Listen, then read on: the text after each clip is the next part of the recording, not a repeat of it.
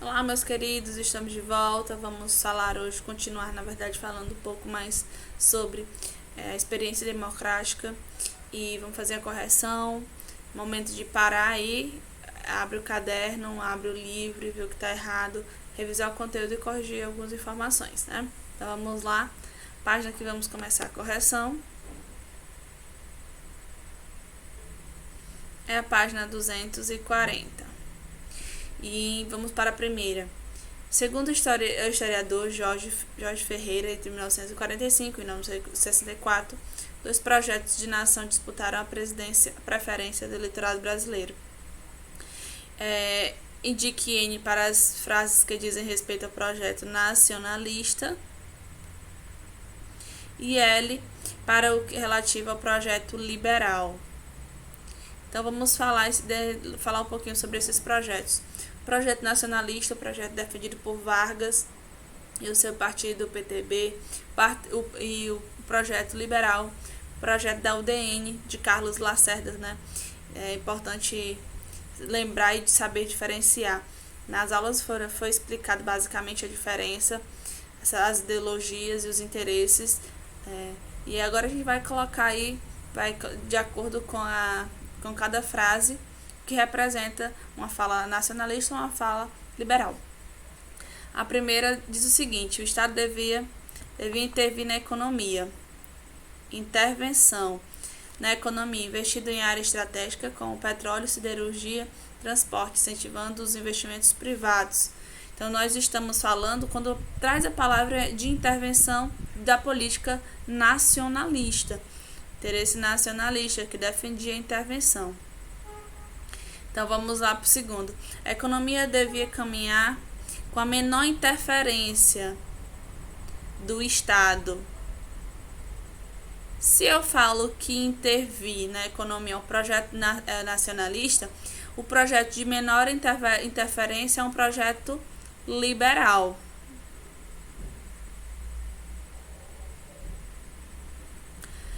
Três, o governo devia manter uma posição de independência em relação aos Estados Unidos.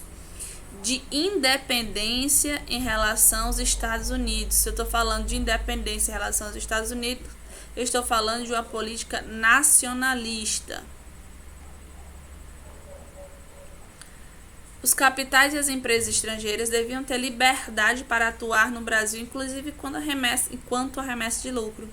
Liberdade para atuar no Brasil, liberdade estrangeira de atuação aqui no Brasil, é um projeto liberal. Quinta, a entrada do capital estrangeiro devia ser controlada pelo Estado. Quando eu estou falando em controle do Estado, eu estou falando no projeto nacionalista. Último. Então, a gente vai ver que está entre o item A e o item B, entre o item C. A última frase é o que vai dizer para a gente qual é o item correto. O governo brasileiro devia se aliar aos Estados Unidos de forma incondicional, ajudando a combater o comunismo. Essa frase aí é uma frase bem característica do projeto liberal.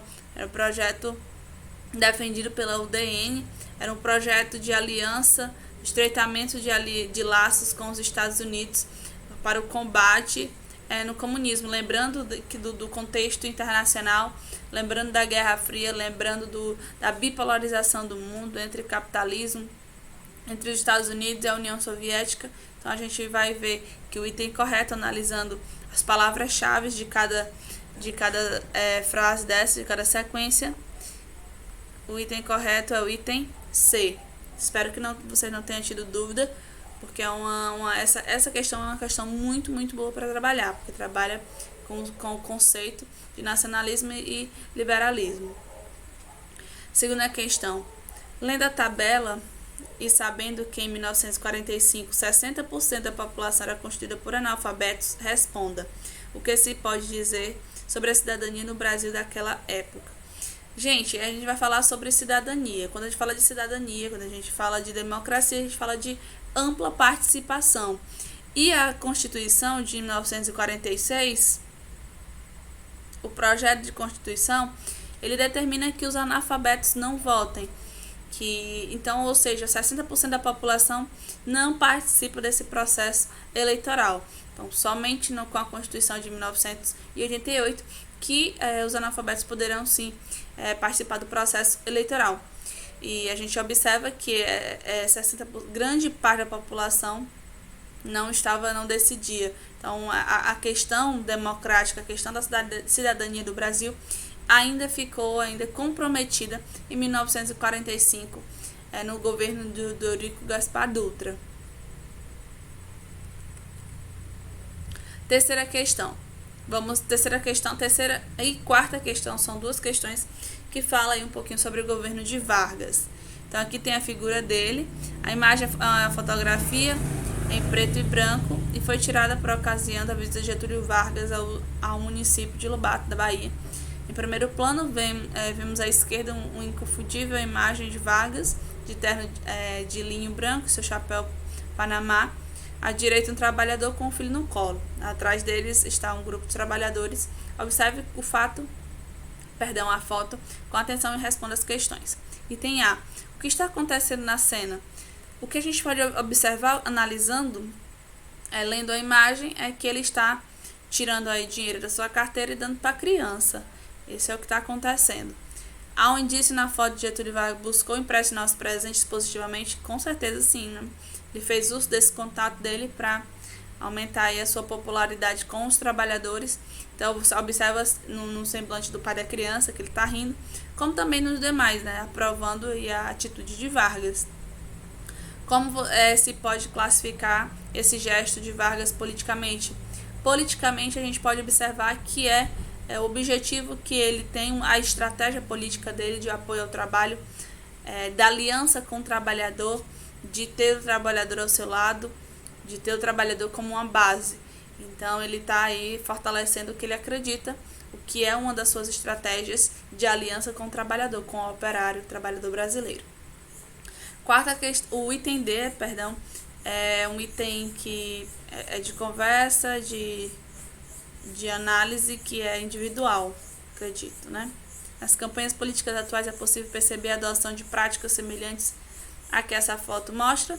Vocês vão observar e vocês sabem que sim, normalmente os candidatos e os políticos, tanto na esfera municipal, estadual, nacional, eles sempre têm agrega as crianças, as famílias, o trabalhador, né? Para ganhar popularidade também. Quarta questão, leia o texto a seguir com atenção. Não vou ler o texto, não vai ficar bem, a gente perde um pouquinho de tempo, mas vocês já fizeram a leitura, acredito que vocês saibam do conteúdo. Eu espero que tenha feito a leitura, né? Acredito e vou torcer que sim. Então vamos para já a resolução. O item A. Caracterize o segundo governo de Vargas com base no texto e use suas palavras. Bom, partindo da leitura do texto, partindo também do que a gente conhece, o segundo governo de Vargas foi um governo muito mais complicado. Ele enfrentou muitas crises, a crise inflacionária, as greves e a solicitação de renúncia e de afastamento, a oposição muito forte, batendo muito forte em Vargas. Então, foram um contexto totalmente diferente do primeiro, considerando aí a oposição muito forte e questionando, criticando, e os trabalhadores que estiveram do lado de Vargas no primeiro governo estiveram participando de greves em 1953, pedindo reajustes salariais, enfim. Ele sofreu aí algumas pressões sociais, políticas. Item B. Como a autora caracteriza o suicídio de Vargas? A autora ela considera o suicídio de Vargas como uma decisão, como um golpe contra a situação, contra o contexto político que Vargas se encontrava. Item C. Com que objetivo ele teria se matado? Ele teria se matado para reverter aquela situação. Tanto é que ele estava sendo pressionado por militares, por ministros, e com seu suicídio, ele passa a ser a figura do pai dos pobres, volta muito forte, e ele vai ser lembrado, ele vai ser colocada essa imagem dele no final de sua vida como essa. como o pai dos pobres, como o próximo do trabalhador. E os seus adversários políticos vão ter os seus centros, seus escritórios depredados, enfim. Quinta questão, página 242. Essa foto de imigrantes nordestinos chegando a São Paulo em 1960 faz parte de um deslocamento grande de população havido no Brasil daquela época. Perdão. Então, que deslocamento foi esse? Da região Nordeste, muitos nordestinos, e também alguns da região de Minas, do interior de Minas Gerais, foram para São Paulo, para Rio de Janeiro, para trabalhar nas indústrias que estavam se instalando no Brasil.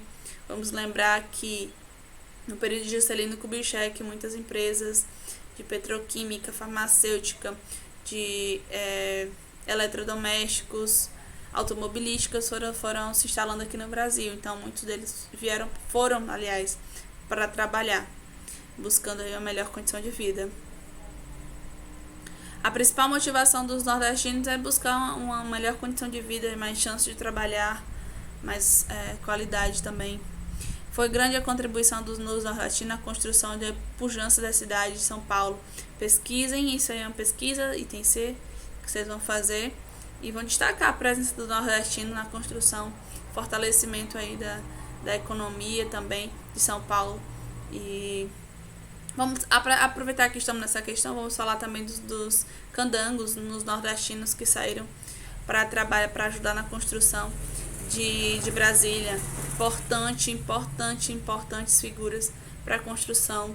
Então, se destaca muito a figura do Oscar Niemeyer, do Roberto Burle Marx, e é bom e é extremamente importante que a gente sempre ressalte a importância da mão de obra nordestina, dos homens da força nordestina para a construção da capital, Brasília.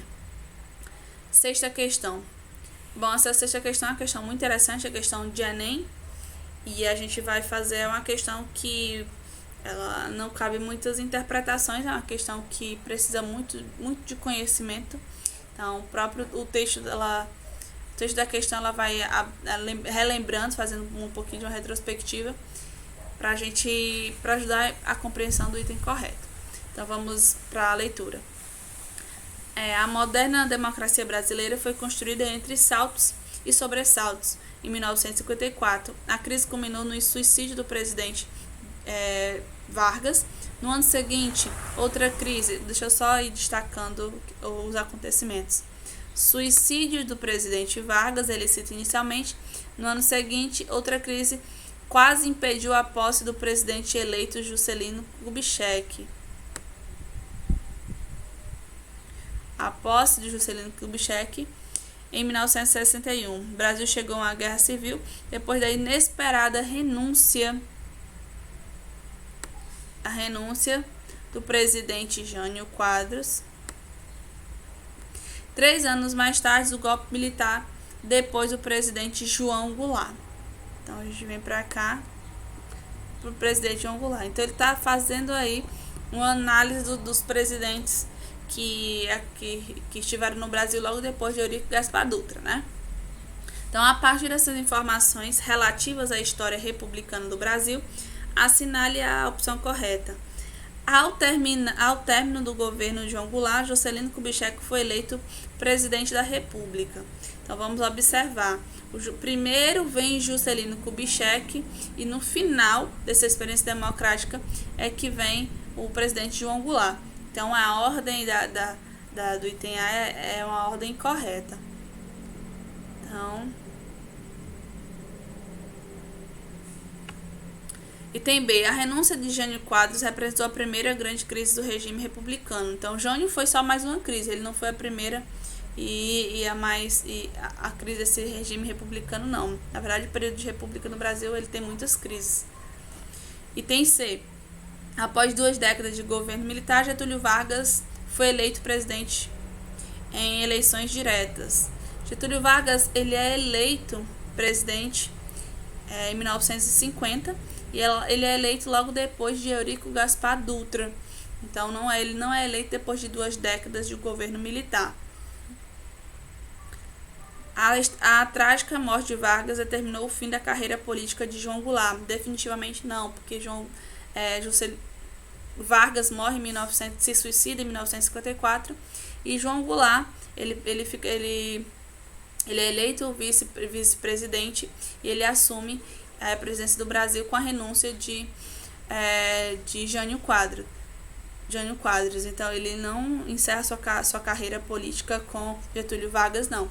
Na verdade, o João Goulart ele foi ministro do Trabalho do governo de Vargas, acabou sendo demitido por pressões da oposição a Vargas, mas ele não sai da política definitivamente. Ele permanece na política até sendo ele é eleito vice, e ele assume poder quando o Jânio ele renuncia, como eu falei agora há pouco. Então a gente vai fazer basicamente item incorreto. Vamos para o item E. No período republicano citado, sucessivamente, um presidente morreu, correto, Vargas, um teve sua posse contestada, que foi Juscelino Kubitschek.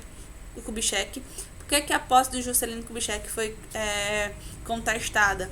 Porque a UDN, eles contestavam dizendo que Juscelino ele não teve a maioria dos votos. Então, como ele não teve a maioria dos votos, cabia recurso para se ter sua posse contestada.